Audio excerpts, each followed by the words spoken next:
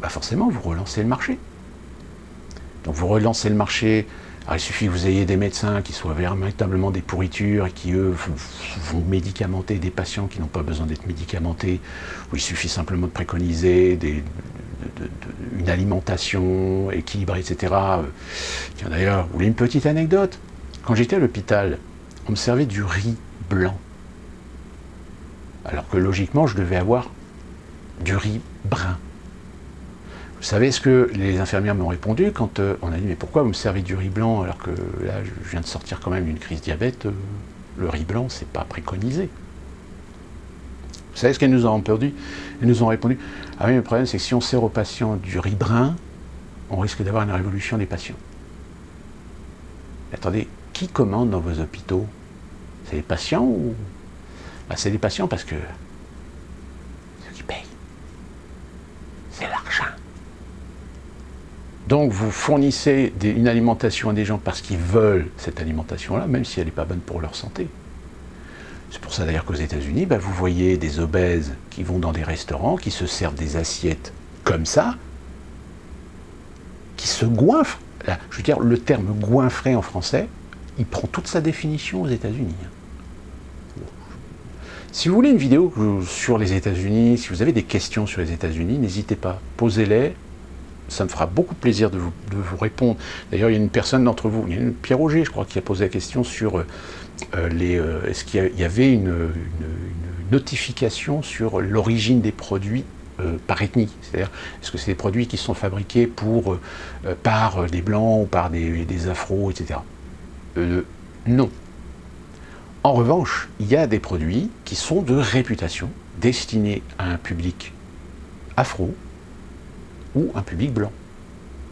Aux États-Unis, par exemple, vous avez beaucoup de... comme en France, hein, en France avec les musulmans, vous avez aujourd'hui, pour les gens qui ont des racines du Maghreb, etc., vous avez des boutiques spécialisées. Tout comme les Asiatiques ont aussi leurs boutiques spécialisées, tout comme ici aux États-Unis, les Hispaniques ont leurs boutiques spécialisées avec leurs propres produits, etc. Donc ça, oui, ça existe, hein, ce qu'on appelle le commerce communautaire, purement et simplement. Mais des produits qui stipulent si c'est des produits qui ont été fabriqués par des noirs ou des blancs, non, ça n'existe pas. Mais voilà, n'hésitez pas à poser vos questions, etc. là-dessus. Ça me fera plaisir de vous répondre sur des questions que vous posez sur les États-Unis. À Londres, l'armée du salut avec Citizen UK et Hill Group va installer 200 mini-maisons durables pour les sans-abri au cours des 5 prochaines années. Ces maisons disposent d'une chambre, d'un salon, une cuisine et une salle de bain. Voilà. Gratuit. Certes, bientôt, il sera plus intéressant d'être un sans-abri pour bénéficier de gratuité que d'essayer de se démener dans la misère pour se sortir de la merde dans laquelle on est, accepter des boulots sous-payés, etc. Non, allez dans la rue, soyez sans abri et vous aurez des maisons gratuites. En Angleterre. Hein. Et enfin, on va en prendre 2 autres et puis on va terminer là-dessus parce que sinon la vidéo risque de faire encore des heures. Qu'est-ce qu'on pourrait être... le pass sanitaire sera élargi, bon ça y est, on a vu. À Grande-Bretagne, Aldostérone nous dit que Yuka, dès lundi prochain, plus de masques, plus de QR code, plus de distanciation, plus de règles de 6 ou limites pour les mariages et événements sportifs, plus de passeport vaccinal. Mais il faut être vigilant parce que le camp des enfermistes n'a pas dit son dernier mot. Et ça, en effet, force est de constater que tout d'un coup, on libère un petit peu les normes sanitaires parce que derrière, il y a quand même des acteurs économiques. Voilà. Tiens d'ailleurs, question économique, question business, vous avez appris que le Japon a décidé que les Jeux Olympiques se dérouleraient sans public. Vous comprenez que là, les acteurs économiques, les partenaires officiels des Jeux Olympiques, dans les fameux parcs olympiques, ils vont faire la gueule parce que il n'y aura pas de public, donc ils ne pourront pas vendre leur coca, leur burger, tous les produits dérivés, etc. Ça va merder au niveau business et au niveau rentabilité. Le CIO fait la gueule. Le CIO fait la gueule. Enfin, ça pourrait changer d'ici là. Hein. Passe sanitaire, oui, bah encore. Emmanuel Macron va annoncer dans son allocation à 20 h l'extension du pass sanitaire et des établissements recevant du public, dont les lieux culturels. Ah donc, c'est pas encore annoncé. Il date de quand ce tweet? Il y a 2 heures. Ah donc oui, avec le décalage horaire, peut-être que déjà, c'est déjà fait. De toute façon, on en reparlera. Partout, nous aurons la même démarche, reconnaître le civisme et faire porter les restrictions sur les non-vaccinés plutôt que sur tous. Emmanuel Macron. Ah donc ça a dû avoir lieu. Donc peut-être que là vous en savez plus que moi au moment où je fais cette vidéo. Emmanuel Macron annonce la vaccination obligatoire pour tous ceux au contact des personnes fragiles, personnes hospitalières et pas des compagnies, jusqu'au 15 septembre. Ah, donc il y a quand même une date limite. Je rappelle, le pass sanitaire, normalement, il est valable, il a été voté, on va dire, jusqu'au 31 décembre. Mais ils peuvent renouveler. Hein. Vous savez, petite proposition de loi pour renouveler jusqu'à février 2022, votée à 3 h du matin. On est coutumier du fait. Et c'est ça. Bon, évidemment, j'ai des tweets en anglais, mais sous la pression des États-Unis, l'Union européenne gèle son projet de taxe numérique. Vous voyez, je vous en parlais. Quelle claque donnée à nos dirigeants, les plus particulièrement à Bruno Le Maire, le révolutionnaire en carton. Méfiez-vous des effets d'annonce. Voilà. Vous voyez, c'est exactement ce que je vous disais. Donc voilà, état d'urgence et couvre-feu instauré à la Martinique et à la Réunion. Déjà, ça commence. Les actes anti-blancs ont augmenté de 65% au cours de l'année 2020, selon le ministère de l'Intérieur, pour la Commission nationale consultative des droits de l'homme. Bah oui, là, on a eu ce week-end 3... Je ne sais plus combien, enfin il y a quand même un jeune de 18 ans qui venait juste d'avoir son bac, qui travaillait comme vendeur dans un magasin de Bouygues Télécom, qui, voilà. Et encore une fois de plus, évidemment, le problème médiatique de cette question, on en a déjà parlé dans une vidéo, mais je vais le redire encore une fois de plus, le problème c'est que tant qu'on ne cédera pas sur ce principe qui consiste à ne pas parler des blancs victimes et plutôt de idéaliser le racisme dès qu'on en a l'opportunité. Je veux dire, Madame Traoré, on ne l'entend pas sur ce petit jeune de 18 ans qui vient de se faire poignarder par un Sénégalais qui normalement n'aurait pas dû rester en France.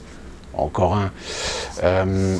Alors évidemment, à chaque fois on dit oui, mais là, vous voyez, vous faites de l'instrumentalisation, vous servez le jeu de l'extrême. Non, je ne sers pas la sauce de l'extrême droite. Je dis simplement, c'est que quand médiatiquement, on a un traitement différent suivant l'origine ethnique de l'individu ou de la victime,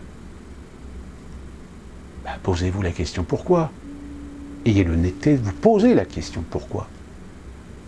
Parce que ça fait depuis 40 ans qu'on sait qu'il y a des délits qui sont commis par des gens issus de l'immigration, français issus de l'origine de l'immigration, etc. Et que leur proportion commence à grandir petit à petit. Donc ça donne une mauvaise image à la communauté. Ça donne évidemment du grain à moudre aux racistes. Donc il faut éviter de trop focaliser les projecteurs là-dessus. En revanche, quand ce sont des blancs qui tabassent, massacrent, tuent des personnes issues de l'immigration ou de l'origine, français d'origine de l'immigration, alors là, projecteur, racisme, antisémitisme, même les homosexuels, homophobie, etc. Et je vais terminer sur cette petite info. Vous avez appris certainement qu'en Géorgie, il y a un journaliste qui a été lynché, malheureusement qui est mort. Manifestation LGBT, pro-LGBT, qui s'est retrouvé confronté à une manifestation contre LGBT.